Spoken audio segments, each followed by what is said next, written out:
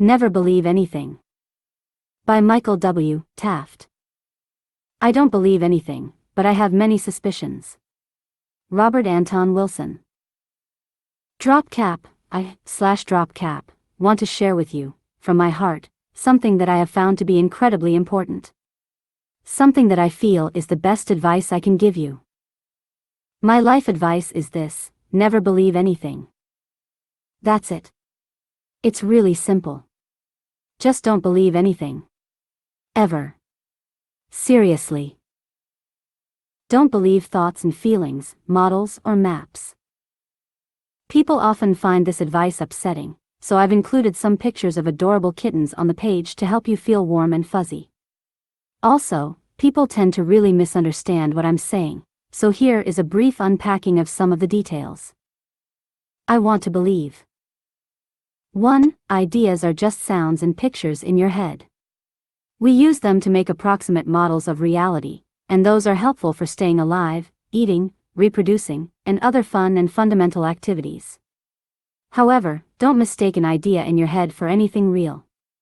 Never believe any idea. Ever. Thoughts are just thoughts.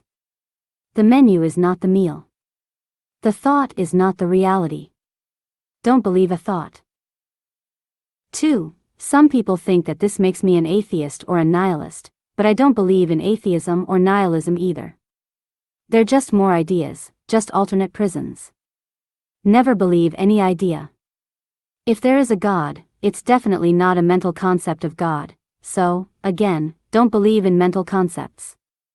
Do you really think you know for sure whether there is or is not a God? Either way, thinking that you know for sure is a belief you can let go of. Instead, embrace the fact that you don't know. 3. The ideas people believe the most are the ones that cause a big emotional reaction inside them. But emotional reactions are just feelings in your body. They don't make anything true or real. Never believe any emotion when it's attached to an idea. Feelings are just feelings. Don't believe a feeling. 4. I'm not saying everything is meaningless. Some things clearly are meaningful. They just aren't eternally meaningful everywhere in every context to everyone. Is that such a bad thing? Tuning into meaning where and when it exists is a pleasant and useful thing for a human being. Here is a meditative practice to help you to do that. 5. Ideas, concepts, models, maps, they can be very useful. We need them to conduct our lives, and to run our world.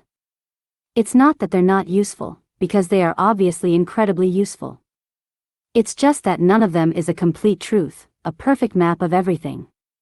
In other words, every model, no matter how useful, is just partial. Partial maps are not eternal truths to be believed. They are ad hoc, temporary tools to make good, practical use of. Never believe a model, map, or system to be an eternal truth. Nothing explains everything. Real freedom. I don't believe anything. Please don't believe anything that I'm saying. This isn't some kind of meta-truth. No truth with a capital T. It's just another thought to play with. All ideas are useful or not. You can play with them or not. That's what they're there for. I'm not against ideas or thoughts.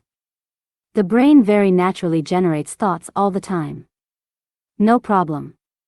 Thoughts are really good for making stuff. There is, probably, a reality out there, but it's not the content of a thought or a feeling. I don't believe anything, and in my experience there is a serious payoff, a real sense of freedom. Getting stuck to ideas is a bummer, because they don't correspond to reality and they are notoriously fickle objects. It's impossible to be free if you are anxiously clinging to a belief. Letting go of believing means you can use ideas without getting burned by them. This stance of using belief systems without getting hung up in them is called meta-rationality or postmodernism. David Chapman has a very good website discussing this viewpoint. I interview him on the DY podcast here. Another big proponent was an author I had the pleasure of interviewing, Robert Anton Wilson.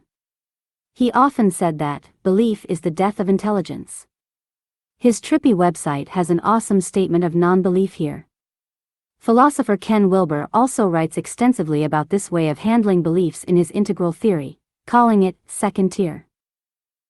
Understanding that the map is never the territory, and that no system of thought can ever explain all of reality is the basis of true awakening.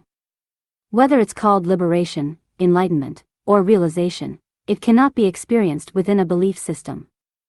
The thing you're being liberated from is all belief systems. It's that simple. We believe in nothing.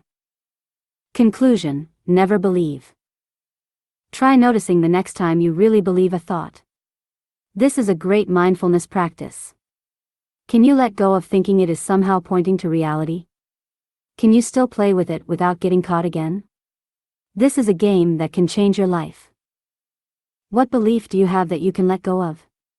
What belief can't you let go of?